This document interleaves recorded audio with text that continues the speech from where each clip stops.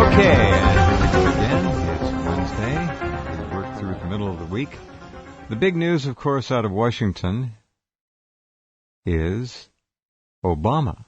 Once again. This time he's canceled the summit meeting with Vladimir Putin, allegedly over the Snowden case. That's the cover story at any rate.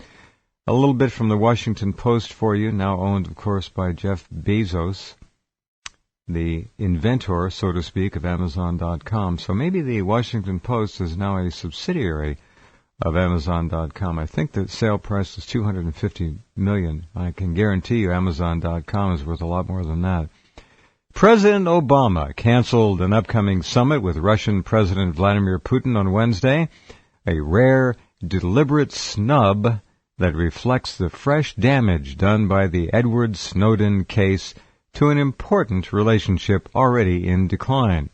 Obama had planned to visit Moscow for a symbolic one-on-one meeting at the Kremlin with Putin ahead of next month's Group of 20 economic summit in St. Petersburg, Russia. In unusually blunt terms, the White House announced today, that Obama will skip the Moscow stop because there is too little hope of a productive meeting.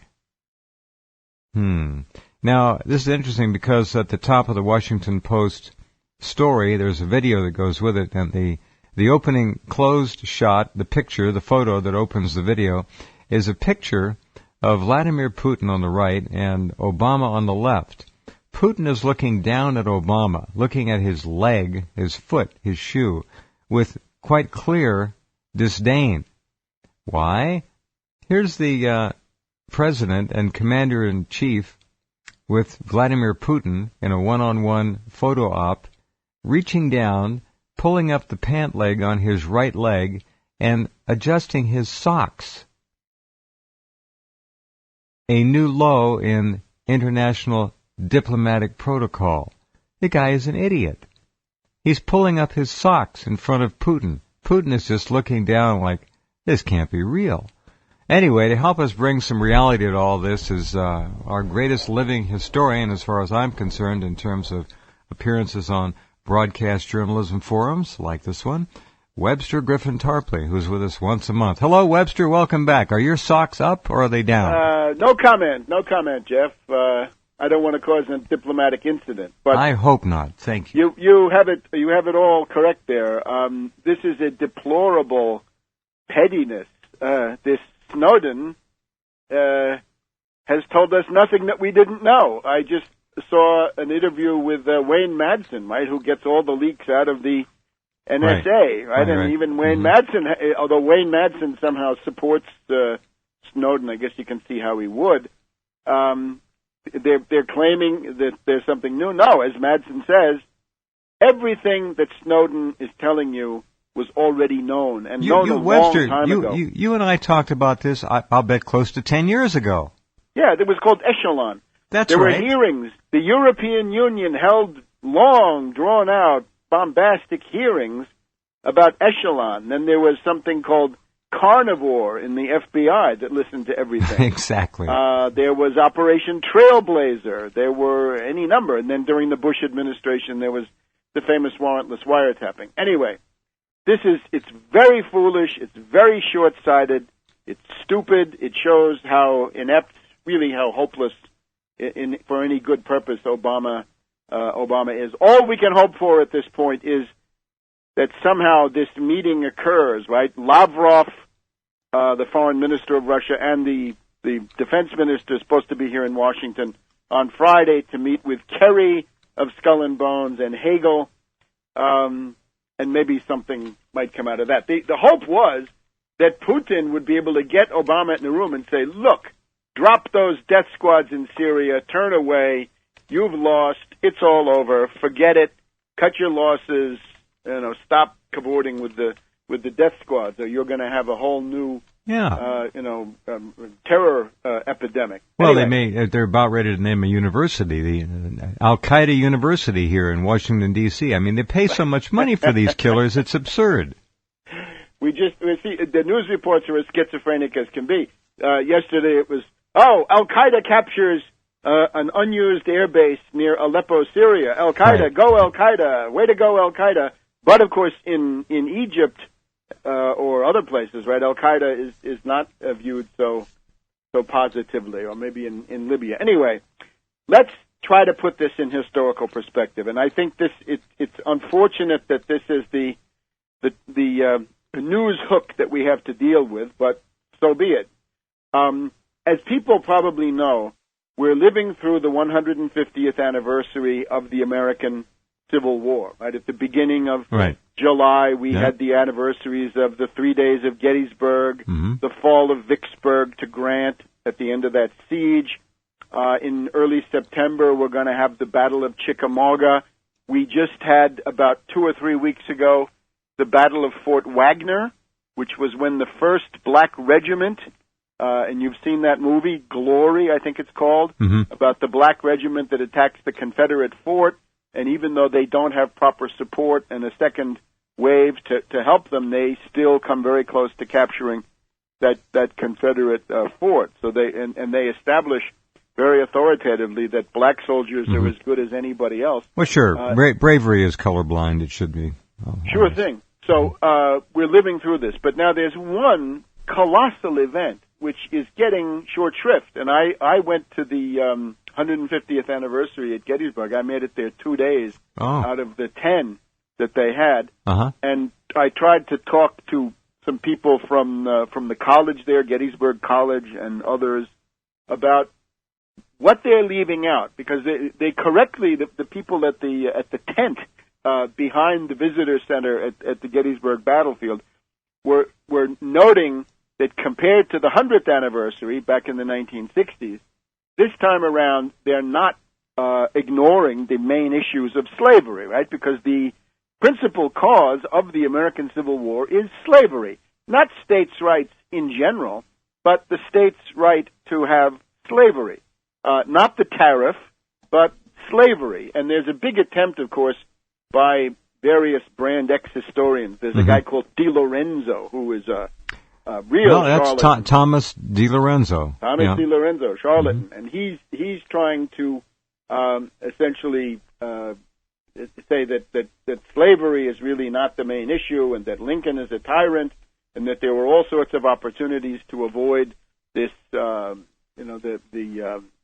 fighting, that the Confederates were eager to have their slaves, freed against compensation and all that. None of that makes any sense when you see the way the secession actually unfolded. They weren't waiting for offers, right? The South Carolina seceded in December 1861, right? And this was an absolute disaster, right? In December of 1860 already they seceded. So they weren't waiting around for anything. They simply decided, and it's a very, very bad calculation they made, that they could launch secessionism. And the causes of that we really can't go into. But I want to focus on the one. May I ask a quick question before we leave from the topic of Gettysburg? When you were there, did you have a feel for the history? How did it strike you emotionally? I think my mother took me there when I was about 10 years old. I mean, I think it's the greatest historical object in the Western Hemisphere, and maybe anywhere in the world. When you see all of these monuments, and there is the cyclorama painting. There was the electric map. The Park Service has momentarily destroyed the electric map. But yes, this is a place where you see that history is real, and there are many places where you don't see it. There's plenty of history, say, in New York City, but it's all hidden among these huge modern buildings. Whereas in Gettysburg, the actual stuff from 150 years ago now is the greatest center of attention. Very good. All right, stand by a second. We'll take a break, come right back, and continue in just 2 minutes with Webster. Okay, right back with Webster and all of you great folks, and talking about history. All right, Webster, go ahead. So here we are, 150 years ago this coming month, a really big event, which is almost completely glossed over. I'm not aware of any commemorations, and indeed, one of the reasons I want to talk about this tonight is if people want to join in and try to provide some adequate commemoration, it's clear that the Park Service won't do it. I don't know if academics will do it. Obviously, it's not really possible for the Russian diplomats to take the lead. They might be interested in something if it were launched, but this is something that's being glossed over, right? Slavery has now been reintroduced into the narrative, but the foreign policy dimension of the American Civil War, total blank for most people, right? What was this? Was one example, right? Gettysburg, right? What's Gettysburg? What's Antietam, right? Lee's 2 invasions of the North. Why did he do that? What did he think he was doing? He was trying to get the British and the French to intervene on the side of the Confederacy. This is the heart of the entire Confederate strategy, is that without a British fleet and some kind of British assistance, they really had very little chance of this desperate enterprise of secessionism. So what's the big issue? In the entire American Civil War, there's one principal intervention from the outside, and it is on the side of Russia, and it is Russia sending its 2 fleets. The Russian Baltic Fleet comes to New York, and the Russian Pacific Fleet arrives in San Francisco. So 2 fleets, one from the Atlantic and one from the Pacific, New York and San Francisco. And the date for this is the arrival of the Russian fleet in New York City is September 24th, 1863. So it's about 6 weeks. The anniversary is 6 or 7 weeks in the future. In the case of San Francisco, it's October 12th. And then let me add that the Russian fleet that came to New York then went on to Washington, D.C. after a couple of months and generally stayed until March or April of 1864. So spent the entire winter in New York, Washington, and San Francisco. That's a long time. Wow. This is a colossal event. And again, it's the only big foreign intervention, and it was absolutely critical in helping Lincoln and the Union to survive. Perhaps the best quote of how a lot of people in the North and the Union, the United States, felt about it is a quote from Gideon Welles. Right? Gideon Welles was the Secretary of the Navy in Lincoln's cabinet, and his famous quote is, "God bless the Russians." Right? Thank God for Russia. Thank God for the help that they've given the United States. Now, why is this so important? First of all, let's just a couple of things very quickly. The tradition that many people think is that the U.S. and Russia are hostile. No, the tradition is quite the opposite. During the Revolutionary War, there's something called the League of Armed Neutrality. Right? There are some European countries that actually come in on the side of the United States. France and the Netherlands join the war on the side of the U.S. But then there's another group which is neutral but friendly to the U.S. and hostile to the British.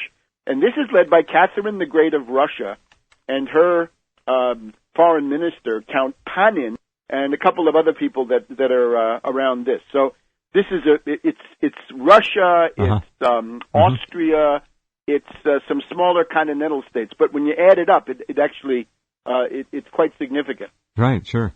During the War of 1812, the negotiation of the Treaty of Ghent to end the War of 1812, 200 years ago now.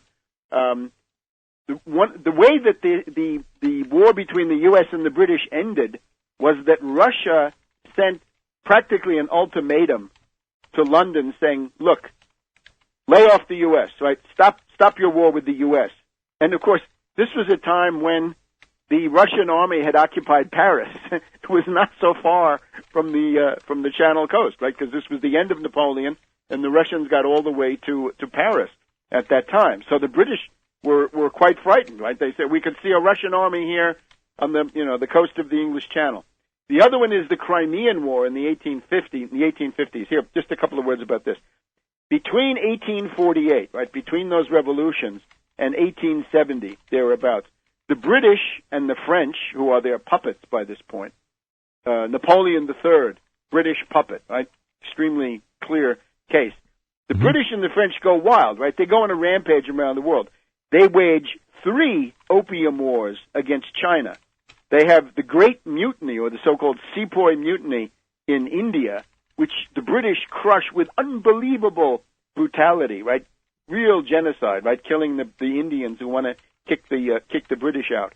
Then we mentioned the Crimean War, right? That's Britain and France and Turkey attacking Russia through, the southern coast, the Baltic coast, right, where the Olympics are going to be soon. Yes. The French take over Indochina, right? The whole Vietnam business begins during this phase with the French seizing Indochina.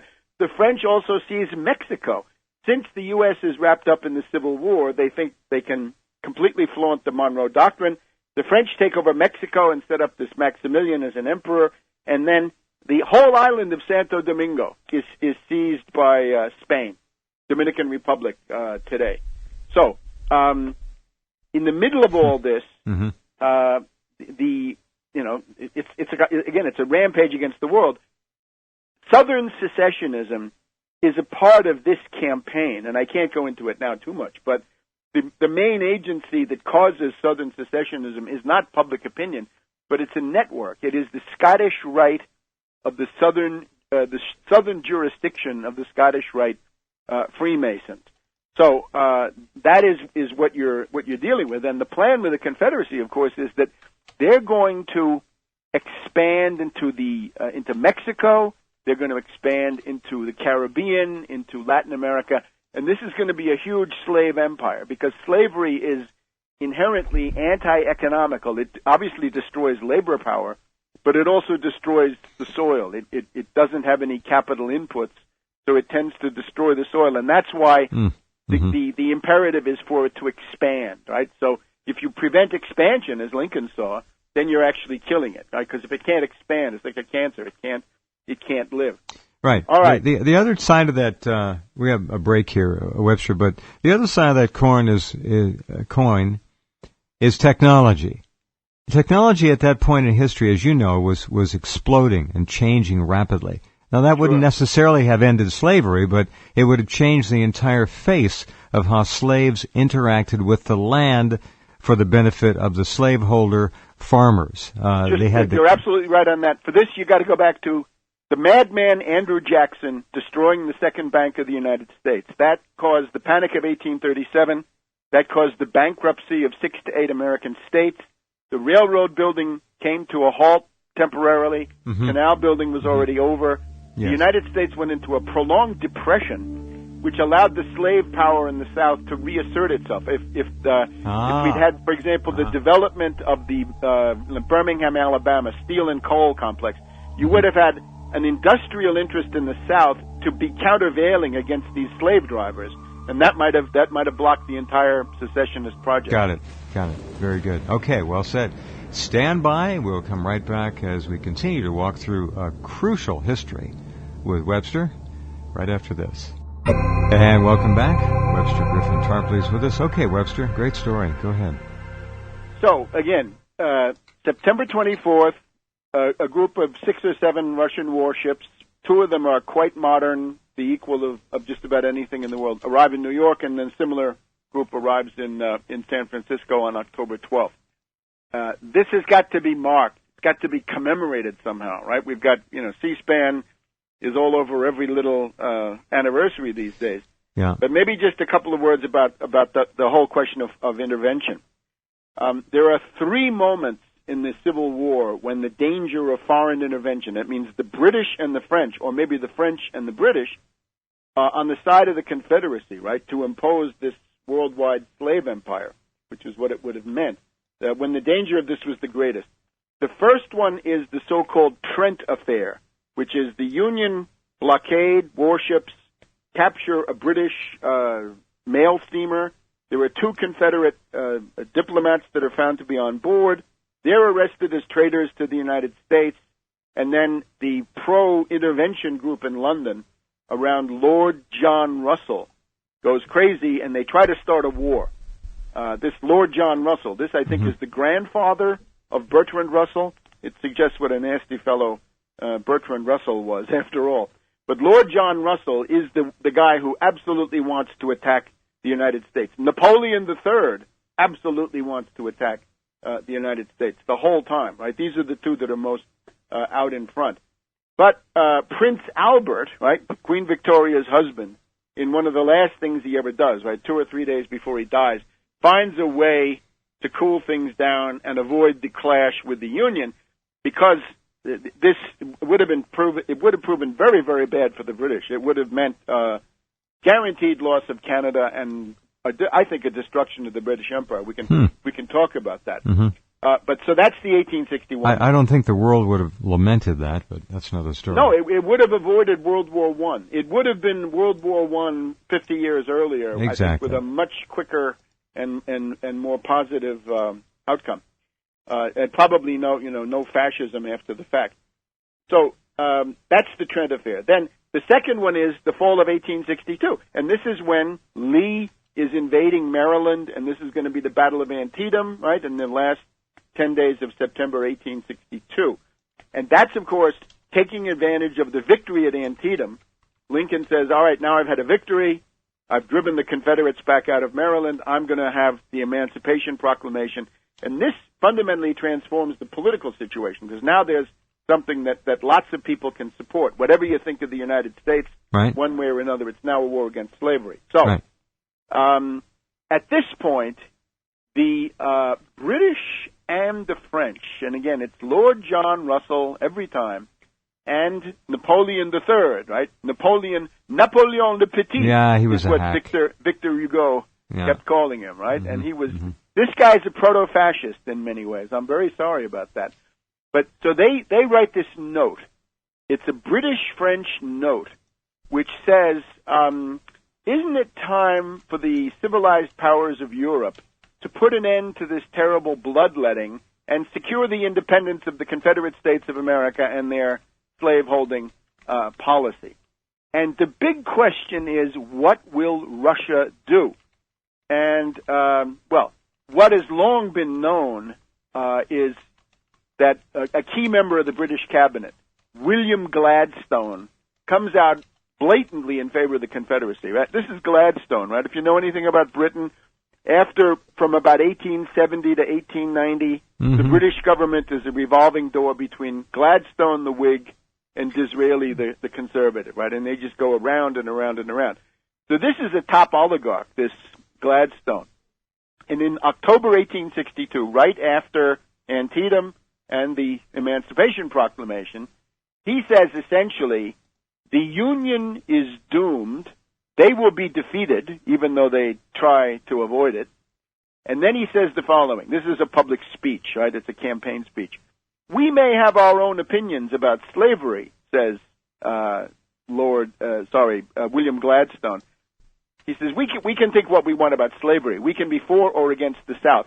But there is no doubt that Jefferson Davis, the Confederate president, and other leaders of the South have made an army.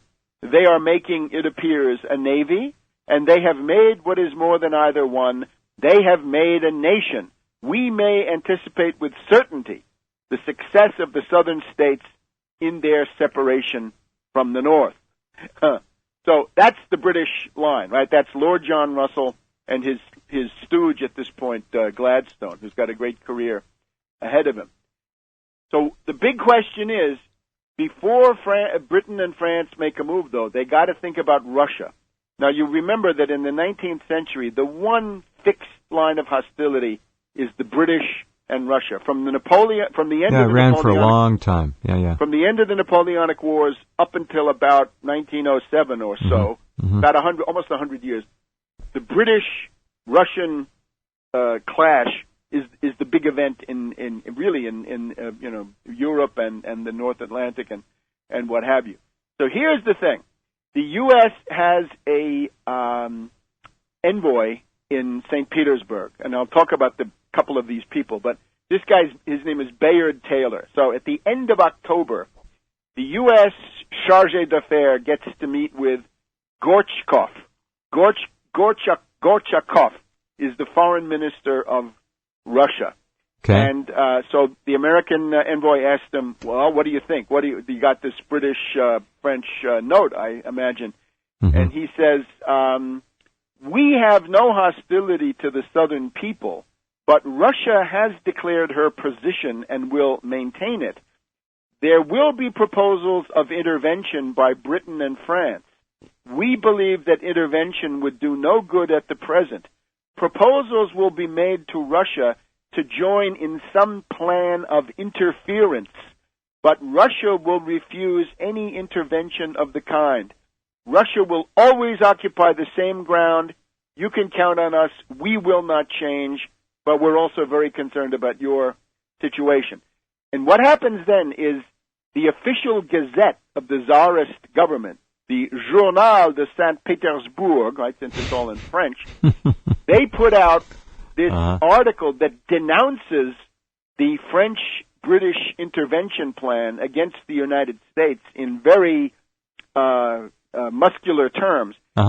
This is then telegraphed to the British cabinet, and at that point the consensus in favor of attacking the Union collapses. So they can't do it in the autumn of 1862, thanks to Russia. Interesting. Very interesting. All right.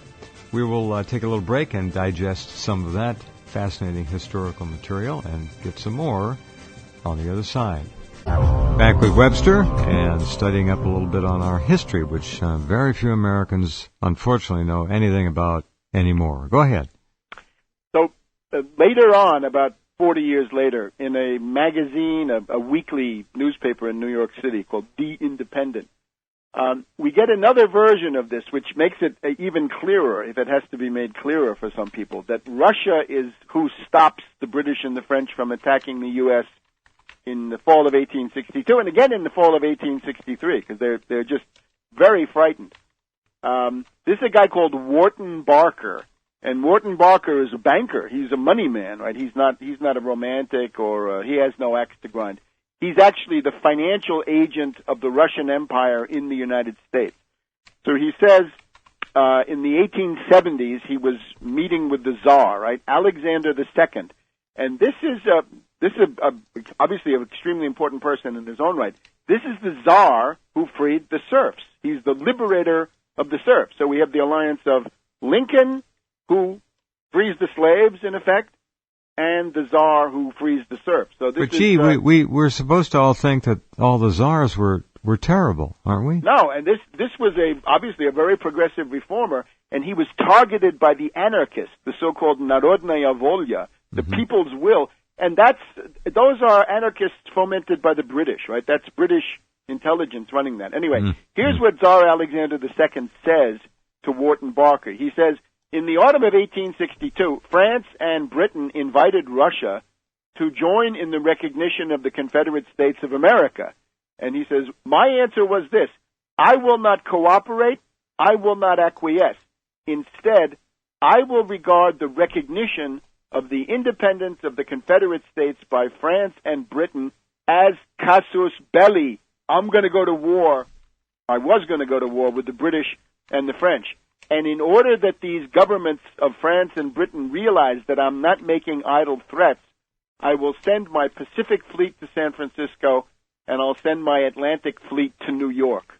Now, he then goes on to say, the Tsar, I gave them sealed orders. My admirals, the two admirals commanding these two squadrons, got sealed orders. There were sealed orders, right? All the pro-British historians want to say, oh, no, this was just because the Russians didn't want to get bottled up in the Baltic the way they had in the Crimean War. But no, there are sealed orders, and the sealed orders appear to be, if the British and the French attack the United States, the Russian fleets put themselves under the orders of Lincoln and the Union Navy and wage commerce war against the British, right? Because with 10 or 12 ships, you could play hell with the whole British merchant marine. And that part is confirmed also by Admiral Farragut, right? Admiral Farragut, right, the great, guy who captured New Orleans and Mobile, right? We have Farragut West downtown, right? Damn the torpedoes, full speed ahead. Farragut was a great friend of the Russian admiral. The admiral of this fleet is Admiral Lesovsky, Lessovsky, or sometimes Liss, depending on how you want to transliterate. And Farragut says, well, I was talking to Lesovsky, and I said, what brings you here? And he says, I have these sealed orders, and I open them in case something happens. And that hasn't happened yet. the something was if the British and the French attack, then he opens the orders and puts himself under the command of Lincoln and Gideon Welles and so forth, and you'd have a U.S. Russian alliance forged in the crucible of a world war. Through here, we get very, there's an immense literature about this, which is completely suppressed, completely unknown. The sealed orders are a reality, and let's see. The other thing, of course, is that what happens, we pick up Harper's Weekly, we pick up the New York Herald of the day, right, September, October, 1863. These Russian seamen, right, the admiral and his staff and the entire crew of all these ships, they become the toast of New York, right? There's a huge parade up Broadway with bands and flags and bunting, and of course the British press goes crazy. They start saying, "Oh, Lincoln, you're a double killer now because you're an assassin in North America, and then you're an assassin in Poland and other places where the British were fomenting rebellions against Russia."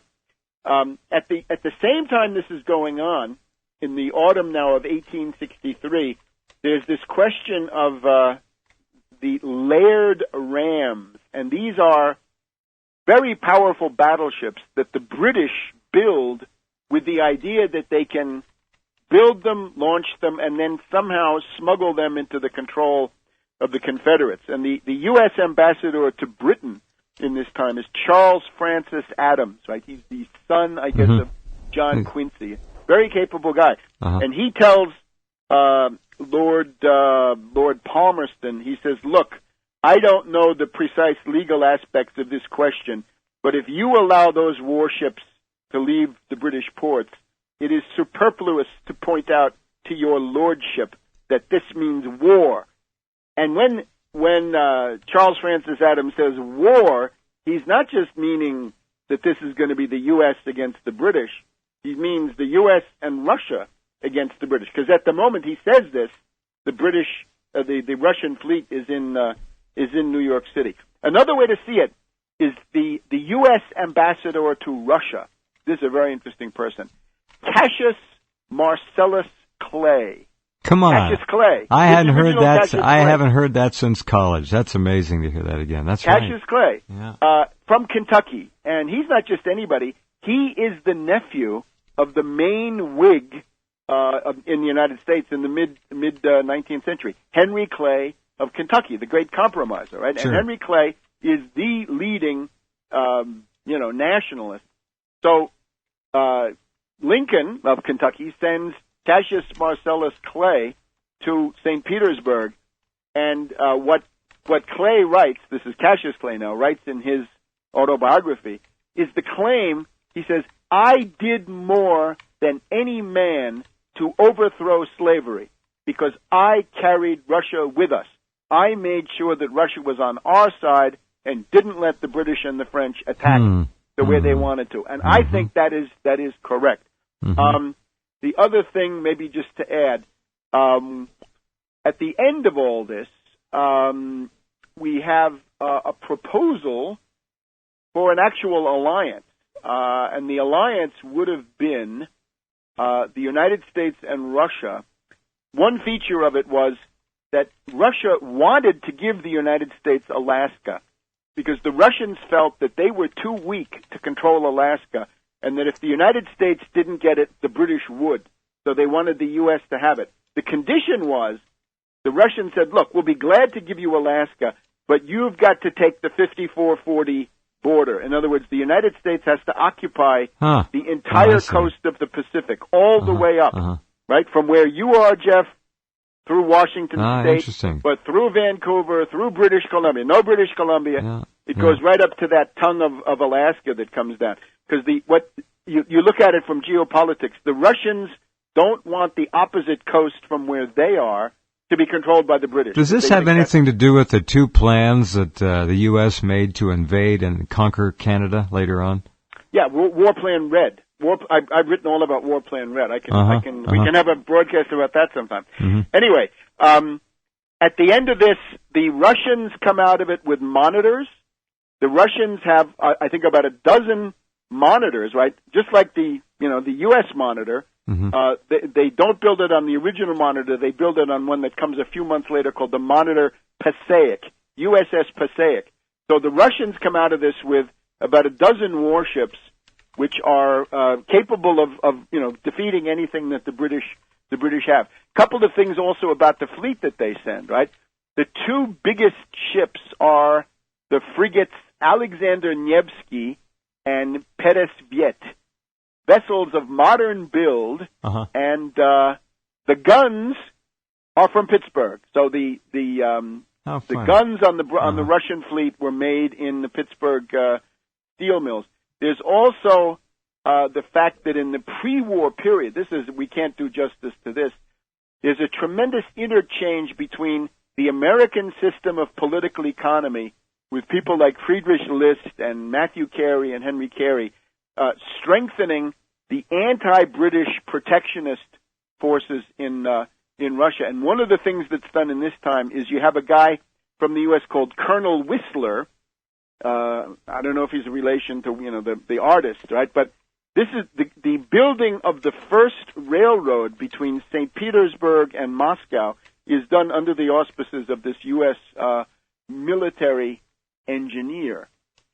So it's a tremendous event, and the British and the sort of liberal historians have been attempting to cover this up for the entire time, and it also goes on, right? There's an attempt to assassinate Alexander II in the late 1860s, and there's a big U.S. delegation that goes to Russia to congratulate him on having escaped these assassins.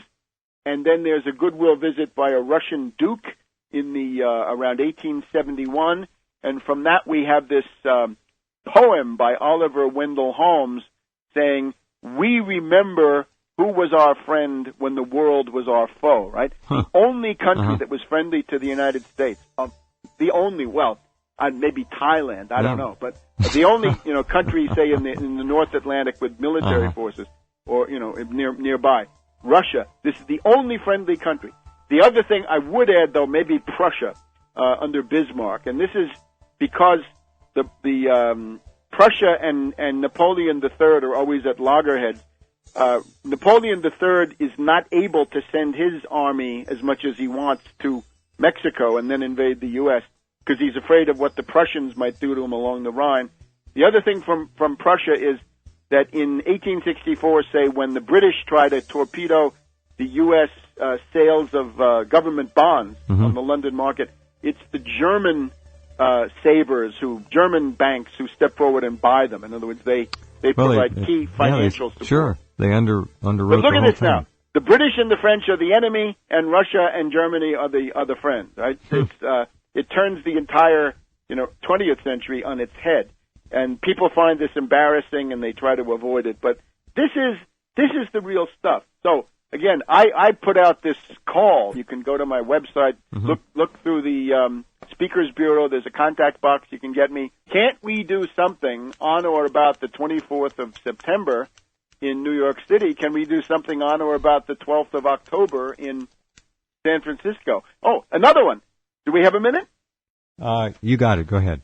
Yeah? Look. Give me those two dates again. October 12th, thereabouts. October 12th is San Francisco. Okay. September 24th is New York. And then I'm still having trouble nailing down when the Russian fleet arrived here in Washington, D.C. But it did, right? It went down and then it went up the Chesapeake. Here, this is an idea of the alliance that was being founded.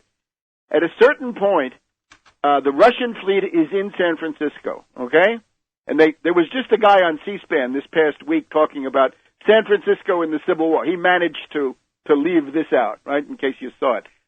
At a certain point, there's a report that the Confederate raiders are approaching. It's either the Shenandoah or the Nashville or the Alabama, one of these, right? So they're threatening to attack San Francisco. And the mayor, turns to the Russian admiral and he says, "Will you help us to defend the city?" And the Russian admiral says, "Yes, I have been ordered to defend anybody who gives me hospitality, and that means you." So the Russian fleet of, again, 5 or 6 ships gets ready to repel the attack of the Confederates on San Francisco. So the Russians were more American than the Confederates, to be sure. And at the end of all this, the Harper's Weekly in October of 1863 has a long, very interesting editorial saying, what we need is a formal alliance, right? The United States and Russia together are invulnerable. The U.S. can, dominate the Western Hemisphere. The Russians can dominate the other hemisphere. And the British and the French will not be able to do anything, even if they get, Spain, Portugal, and some other places, right? So it's a completely uncharted area.